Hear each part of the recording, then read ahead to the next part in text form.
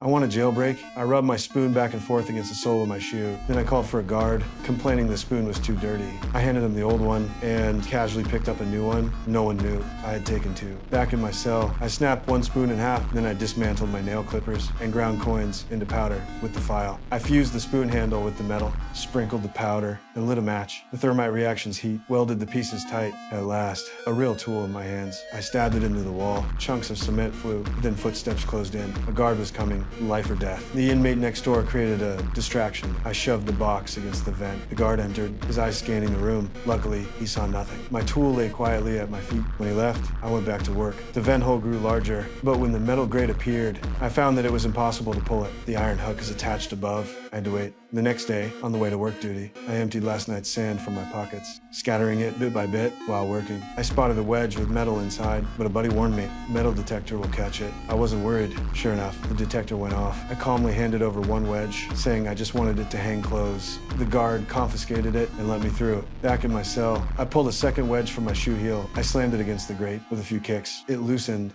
and came off. I peeked inside. The tunnel led straight to the prison's upper level, but the opening was too small. I needed to carve more, and patrols here were constant. I soaked newspaper in water, mixed it with wall dust, and shaped it into blocks. Then I borrowed paint and brushes. Soon, a fake vent cover was done. Next, I made a dummy head, painted it flesh-colored, glued stolen hair on top. Everything was ready. I slipped into the vent, sealed it with the fake cover, and crawled upward. At that moment, a guard was walking toward my cell, but he noticed nothing. I kept climbing until I reached the top and froze. Only one exhaust vent, sealed tight with iron bars, and it was high up. Meanwhile, the guard returned to my cell. He saw me lying still in bed, too still. His suspicion grew. The guard stepped closer and reached his hand toward my bed.